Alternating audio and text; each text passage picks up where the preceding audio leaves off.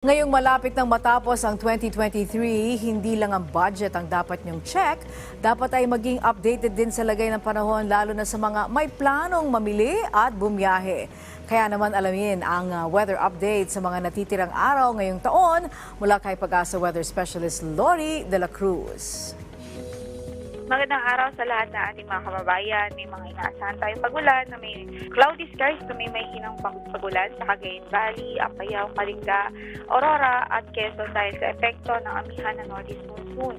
Samantala sa Kabisayaan, Mindanao, Bicol Region at Palawan ay generally fair weather ang mararanasang panahon liban sa mga localized thunderstorms, especially sa hapon at gabi.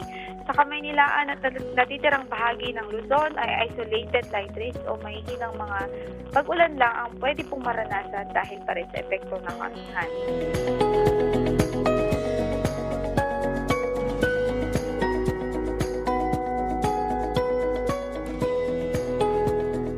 At ngayon nakataas pa rin ang ating gale warning sa Batanes, Cagayan kasama ng Babuyan Islands, Isabela at maging sa Ilocos Norte dahil pa rin sa epekto ng amihan o Northeast Monsoon.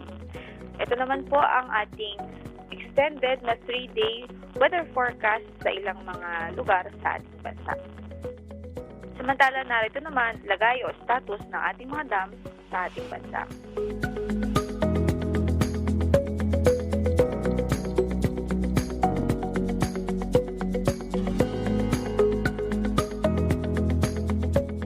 And lastly, narito naman ho ang top 10 na may pinakamababa na temperature sa naitala sa mga stasyon, pag-gas stations sa iba't ibang bahagi ng ating bansa. Yan ang latest mula sa Pag-asa. Ito po si Lori de la Cruz.